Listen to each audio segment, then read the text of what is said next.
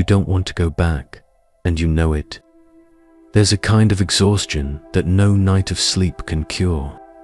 An emptiness that doesn't come from sadness, but from a calling ignored for many lifetimes. Maybe you felt it when you opened your eyes in the morning, or amid the noise of the world, when everything seems too wrong to be real. The truth is, there is a cycle, a return, a subtle maze that traps the soul in the wheel of existence. And some of us, a few, are beginning to awaken within the cycle itself. It was for these that Thoth left instructions, not in conventional books, but in symbols, in frequencies, in fragments of memory. What they call the lost manuscript is, in fact, a spiritual code, a map hidden in the emerald tablets, in the ruins of Sais, and in the forgotten recesses of consciousness. This code began transmission over 11,000 years ago, through a silent lineage that crossed eras, waiting for those who were ready. This code doesn't teach how to escape life. It teaches how to remember what you were before you were born, and why the time has come not to return. Something is out of place. You feel it, as if the world you live in were a poorly stitched repetition of something greater, as if you were inside a cycle, but can't remember how you entered it. To understand this emptiness, it's necessary to go back not only in time, but before time as we know it. Long before Egypt raised its obelisks, before any religious scripture or modern science, there was a civilization that understood the rhythms of the cosmos as one hears music. That civilization collapsed, and with it, almost everything we knew about who we are and where we're going was lost. Almost everything, because some fragments survived. One of them has a name, Thoth. Among the Egyptians, he was the scribe of the gods, master of time and balance. But to the initiates, he was the last link to the lost cosmic consciousness. Tradition recognizes him as the same being the Greeks would call Hermes Trismegistus, a fusion of divinity, intelligence, and symbol. He crossed the flood, survived Atlantis, and left clues, tablets, texts, geometries, not for everyone, for those who had begun to remember. Plato spoke of a prehistoric wisdom coming from the West. Blavatsky warned that some knowledge must be protected from collective unconsciousness. Graham Hancock mapped signs left by ancient peoples, remnants of a deliberately lost code. But it's not just archaeology, it's spiritual memory, and it starts to activate when the soul grows tired of forgetting. Thoth knew there would be a time when ancient souls would awaken in the midst of illusion, not knowing how they got there. That time is now, and what is about to be revealed may explain why you feel like you no longer belong in this cycle. But even feeling that, you're still here. Wake up, breathe, pretend everything is normal. But deep down, something is crying out for help. Not a scream, but an echo. An ancient whisper that moves through dreams, silences the emptiness between one task and another. This is the true exhaustion, not physical, not mental, but exhaustion of the soul. The oldest traditions know this state. In Egypt, it was called the lament of the Ka, when the essence feels trapped in a meaningless cycle. In Tibetan Buddhism, the Bardo fiddle describes souls that can't recognize their own death and return automatically, bound by desire and fear. Gurdjieff called it sleep within sleep, an automated existence, where the soul repeats patterns for millennia, without presence, without choice. Hermeticism explains this phenomenon as a failure of vibrational integration. We didn't learn the lesson, so we repeat it. And with each return, the forgetting becomes thicker. Maybe that's why you feel you were born in the wrong time. or that you've lived all this before, or that there's a wisdom within you that was never taught, but has always been there. Some people describe this as a nostalgia without origin, a longing for something they've never seen, but that they recognize the moment they read a word, hear a sound, or contemplate a symbol. It's not madness, it's spiritual memory, and it begins to activate when the soul can no longer bear to return without remembering. But there is a reason for this forgetting, an invisible pattern shaped by 3 subtle errors that keeps even the most awakened consciousnesses trapped in repetition. They're not out there in the world, they are in the way you perceive existence. And until these errors are understood, the cycle continues. Once, an initiate crossed the veil. It wasn't the first time. There were marks within him that not even time could explain, echoes of places he had never visited, fears that didn't come from this life. He sought answers in temples, in doctrines, in oracles, but no voice spoke what he secretly already knew. Death does not set you free. In the subtle plane, he heard soft, comforting voices, but none of them asked if he wanted to return. They only showed him the flaws, the unfulfilled promises, the unresolved emotional bonds. Then, almost without realizing it, he agreed to return. Not by choice, but by automatism.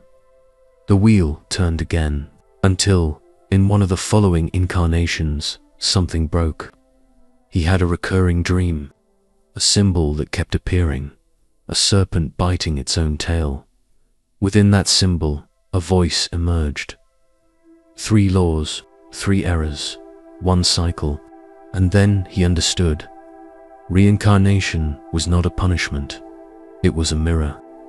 What he refused to face within, repeated outside. What was not integrated, returned.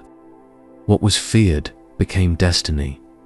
That dream wasn't his alone, it was a collective memory, a key left by Thoth, buried in the consciousness of humanity, a key that now, perhaps, is being revealed to you. That dream of the serpent biting its own tail wasn't random. It was an archetypal language, a code that reveals what Thoth tried to teach those who were ready. There are 3 invisible errors that keep the soul trapped in the cycle. They are not in karma, nor in the missions assigned by others. They are in the way consciousness interprets reality. Error 1. Confusing desire with will. The first trap is internal, believing that everything you desire comes from the soul. But Thoth taught that true will doesn't shout, it whispers. Desire, on the other hand, is reactive. It comes from the world. It wants to repeat sensations, avoid pain, prolonged experiences. The Hermetic law of rhythm explains, everything oscillates. Everything comes and goes. When you cling to what is rising, you resist the fall. When you cling to pleasure, you feed the fear of loss, and thus you remain trapped. Deep will is not moved by fear or lack. It emerges from inner silence. Error 2. Judging suffering as punishment. The second distortion is emotional. When pain arises, the soul thinks, I did something wrong. But Thoth warned, suffering is not punishment, it is a mirror. The law of cause and effect does not exist to punish, but to reveal what is unconscious. As long as we react with guilt, remorse, or revolt, we refuse to see the present as a teacher, and we return. We return trying to avoid pain and fall into the same repetitions. Only when we face pain without resistance does it become a portal. Error 3. Clinging to the self as a fixed identity. This is the most subtle and the most dangerous, because it wears 1,000 masks: spiritual, rational, wounded, heroic. And in all of them, there is an I that wants to be maintained. But the law of polarity teaches everything that defines itself becomes limited. When you say this is how I am, reality bends to confirm it. And when that self dissolves, the fear of emptiness arises. But it's precisely in that emptiness that the soul reconnects with the source. Because the self that reincarnates is a reflection. The real consciousness is never born and never dies. These three errors, desire mistaken for will, pain seen as punishment, identity clung to as truth, are the pillars of the labyrinth. They weren't imposed, they were learned. And they can only be undone with presence, clarity, and courage. Because leaving the cycle isn't a leap. It is a gradual integration of what the soul has fled from for ages. And when that begins to happen, the lost manuscript of Thoth ceases to be an external mystery. It reveals itself within you. What we call the lost manuscript was never an object. It's not hidden beneath the sand, nor buried in secret chambers. It is a code, but not a code to be read, a code to be recognized. Transmitted over 11,000 years ago, it was fragmented into symbols, geometries, veiled teachings. But the true manuscript of Thoth has always been in the one place the ego never looks, within. That's why it remains invisible to almost everyone. Because consciousness still waits for liberation to come from the outside. But the secret was never to escape the cycle. The secret is to remember within it. Thoth did not teach how to flee the earth. He taught how to awaken on earth. The wheel of reincarnation is not punishment. It is reflection. It spins in proportion to unconsciousness. When the being begins to see the patterns, integrate the laws, release the bindings of the self, something changes silently. The wheel loses strength. It keeps spinning for many. But for the one who sees, it ceases to be a prison. The lost manuscript reveals itself, not as an escape, but as a remembrance. A reminder that the soul no longer needs to repeat what has already been understood. That pain no longer needs to teach what has already been integrated. That the external world no longer has the power to determine destiny. And in that moment, that instant when everything aligns and quiets, you understand the soul only stops returning. When it decides to remain whole, wherever it may be. And at that point, the cycle closes, not as a prison, but as reintegrated consciousness. This idea that the soul is freed when it integrates, not when it escapes, is not new. It appears veiled in the oldest traditions of humanity. In the Pistis Sophia, a Gnostic text from the 2nd century, Mary Magdalene asks how souls can ascend beyond the archons, the forces that keep the cycle spinning. The answer lies not in fleeing, but in understanding one's own vibrational attachments. In the Bardo Fiddle, the Tibetan Book of the Dead, the teachings are read into the ear of the deceased to remind them of the truth. Recognize the light. Do not fear. Do not get lost in desires. In near-death experiences, many people report a moment of choice, a point where everything they've done is shown, not with judgment, but with clarity. Some feel they return out of love, others out of attachment. But there are those who feel they only came back because they still hadn't understood what needed to be understood. Gurdjieff, one of the great masters of the 20th century, said that human beings live in a collective hypnosis, and that true liberation requires conscious effort and voluntary suffering.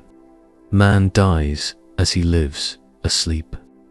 Alan Watts, while exploring the concepts of Vedanta and Zen, pointed in the same direction, that true enlightenment is not in turning away from life, but in living it with such presence that the cycle finds nowhere to anchor itself. And the Hermetic principles themselves, left under the name of Thoth, affirm, he who masters vibration, masters form. When consciousness rises, the laws still operate, but not as shackles, rather as tools. It's not about magic, it's about vision. Because a soul that sees no longer needs to be dragged. It moves by decision. And it's there that the manuscript reveals itself fully, not as something to be read, but as something to be lived. There are those who wait for a revelation as if expecting a miracle to come from outside. But the ancients knew the true miracle is remembrance, not ordinary memory, but the recognition of one's own essence. Thoth did not offer salvation. He didn't promise escape. He pointed to a path that demands everything we've spent lifetimes avoiding. Silence, presence, integration. Hermetic wisdom is not a code to escape the world. It's an invitation to inhabit it with such full awareness that the world ceases to be a prison. This does not mean accepting suffering as virtue, nor denying the pains of existence. It means looking at everything with the clarity of one who has understood the laws and chosen not to get lost in them anymore. The manuscript of Thoth is, in truth, a mirror of the awakened soul. It shows us that the cycle doesn't end with death, but with a life lived in truth. There is no possible liberation without conscious incarnation, because only those who embody their light can free themselves from the shadow. And perhaps this is the secret the ancients wanted to protect, that the soul is not here to flee the world, but to remember that it is greater than the world. Plotinus said, "We must not flee from the light, but become worthy of dwelling in it." Reincarnation is not a mistake, but to keep returning without awakening. That is the true forgetting. The soul is set free not when it dies, but when it lives in total presence, courage, and truth. If this message touched something deep within you, leave a like, subscribe to the channel, and turn on notifications. Write in the comments, "I am awakening within the cycle." That way, I'll know you are among those who are awakening. Share this video with someone you feel can no longer bear to keep repeating, and click the screen now to watch another transformative piece of content. It might be the next step in your liberation. Because when the soul remembers who it is, the cycle ceases to be destiny and becomes simply a choice.